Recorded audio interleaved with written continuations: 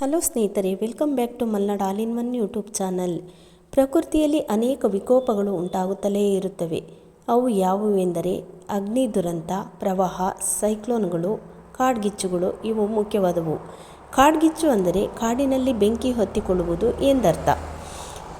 ಪ್ರಾಣಿಗಳು ಓಡಾಡುವಾಗ ಇವುಗಳ ಕಾಲಿಗೆ ಕಲ್ಲುಗಳು ಸಿಕ್ಕಿಕೊಳ್ಳುತ್ತವೆ. ಈ ಕಲ್ಲುಗಳು ಒಂದು ಕಲ್ಲಿನಿಂದ ಮತ್ತೊಂದು ಕಲ್ಲಿಗೆ ರಭಸವಾಗಿ ಹೊಡೆಯುತ್ತವೆ.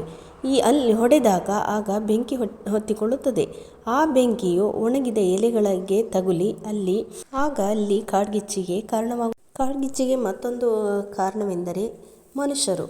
ಇವರು ಮೋಜು ಮಸ್ತಿಗೆಂದು ಬೆಂಕಿ ಹಾಕುವುದು, ಚಳಿ ಕಾಯಿಸಲು ಬೆಂಕಿ ಹಾಕುವುದು, ಅಥವಾ ಪ್ರಾಣಿಗಳನ್ನು ಓಡಿಸಲು ಬೆಂಕಿ ಹಾಕುವುದು, ಅಥವಾ ಸಿಗರೇಟು ಬೀಡಿಗಳನ್ನು ಸೇದು ಅದನ್ನು ಆರಿಸದೆ ತೆಗೆದು ಕಾಡಿಗೆ ಎಸೆಯುವುದರಿಂದ ಸಹ ಬೆಂಕಿ ಅನಾಹುತವು ನಡೆಯುತ್ತದೆ ಇಂತಹ ಕಾಡ್ಗಿಚ್ಚಿನಿಂದ ಅನೇಕ ತೊಂದರೆಗಳುಂಟಾಗುತ್ತವೆ.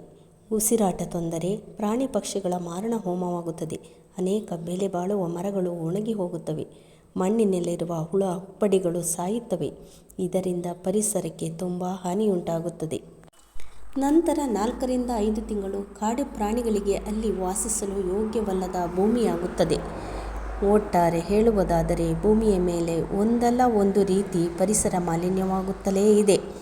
ನಿರುಪಯುಕ್ತ ಪ್ಲಾಸ್ಟಿಕ್ ಎಸೆಯುವುದು, ಪ್ಲಾಸ್ಟಿಕ್ ಬಾಟಲಿಗಳನ್ನು ಎಲ್ಲೆಂದರಲ್ಲಿ ಹಾಕುವುದು, ಹಾಗೂ ವಾಹನಗಳು ಹೊಗೆಯಿಂದ, ದೊಡ್ಡ ದೊಡ್ಡ ನಗರಗಳಲ್ಲಿ ಕಾರ್ಖಾನೆಯು ಉಗುಳುವ ಇಂಗಾಲದ ಡೈಆಕ್ಸೈಡ್, ದ್ರವರೂಪದ ತ್ಯಾಜ್ಯ ವಸ್ತುಗಳು ಭೂಮಿಯನ್ನು ಕಲುಷಿತಗೊಳಿಸುತ್ತವೆ.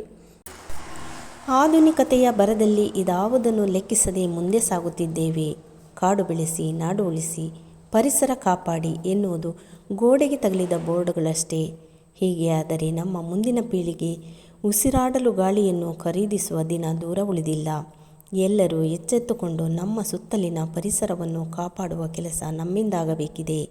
ಮುಂದಿನ ಪೀಳಿಗೆಯ ಮಕ್ಕಳಲ್ಲಿ ಪರಿಸರದ ಅರಿವು ಮೂಡಿಸಬೇಕಿದೆ. ನಾವು ಎಷ್ಟೇ ಮುಂದುವರಿದರೂ ತಿನ್ನುವುದು ಅನ್ನ, ಉಸಿರಾಡುವುದು ಗಾಳಿ, ಬದುಕುವುದು ಸುಂದರ ಭೂಮಿಯ ಮೇಲೆ. ಹಾಗಿರುವಾಗ ನಾವು ಅದಕ್ಕೆ ತಲೆಬಾಗಲೇಬೇಕು. ನಮಗೆ ಇಷ್ಟೆಲ್ಲ ನೀಡಿದ ಪರಿಸರಕ್ಕೆ ನಾವೇನು ಮಾಡಬಲ್ಲೆವು ಎಂಬ ಪ್ರಶ್ನೆಯನ್ನು ನಮಗೆ ನಾವೇ ಮಾಡಿಕೊಳ್ಳೋಣ. ನಮ್ಮ ಪರಿಸರವನ್ನು ರಕ್ಷಿಸೋಣ. ತಿಂದ ಮಾವಿನ ಹಣ್ಣಿನ ಬೀಜವನ್ನು ಭೂಮಿಯಲ್ಲಿ ಹಾಕಿ ಗಿಡ ಬೆಳೆಸೋಣ. ಇದು ನಾವು ನಮ್ಮವರಿಗೆ ನೀಡುವ ದೊಡ್ಡ ಉಡುಗೊರೆ. ಸಸ್ಯ ಸಂಕುಲದಲ್ಲಿ ಅಡಗಿದೆ ಜೀವಜಲ. ಸಸ್ಯವೇ ನಾಶವಾದರೆ ನೀರಿಗಾಗಿ ಪರದಾಡಬೇಕಾದೀತು. ಕಾಡನ್ನು ರಕ್ಷಿಸಿದರೆ ಜಲ ಉಳಿದೀತು. ಕಾಡು ಉಳಿಯಬೇಕಾದರೆ ಅಲ್ಲಿ ಪ್ರಾಣಿಗಳು ಇರಬೇಕು. ಪ್ರಾಣಿಗಳು ಕಾಡಿನಲ್ಲಿ ಇರಲು ಅಲ್ಲಿ ಹಣ್ಣಿನ ಮರಗಳಿರಬೇಕು. ಅಕೇಶಿಯಾ, ತೇಗ, ಬೀಟೆಗಳಂತಹ ಮರಗಳನ್ನು ನೆಡುವ ಬದಲು ಮಾವು, ಹಲಸು, ಆಲದಂತಹ ಮರಗಳನ್ನು ನೆಡಬೇಕು.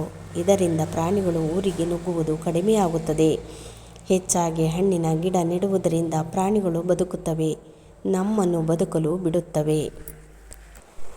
ಇದೆಲ್ಲವೂ ನಡೆಯಲೇಬೇಕಿದೆ.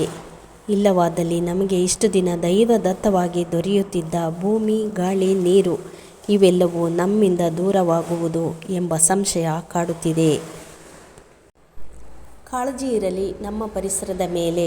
ಇಷ್ಟು ಹೊತ್ತು ಈ ವಿಡಿಯೋವನ್ನು ನೋಡಿದ್ದಕ್ಕಾಗಿ ತಮಗೆಲ್ಲರಿಗೂ ವಂದನೆಗಳು. ಈ ವಿಡಿಯೋ ಇಷ್ಟ ಆದರೆ ಲೈಕ್ ಮಾಡಿ, ಶೇರ್ ಮಾಡಿ, ಕಮೆಂಟ್ ಮಾಡಿ. ಮತ್ತೊಂದು ಹೊಸ ವಿಡಿಯೋದೊಂದಿಗೆ ಮತ್ತೆ ಬರುತ್ತೇನೆ. ಅಲ್ಲಿವರೆಗೂ ಟೇಕ್ ಕೇರ್. ಬಾಯ್.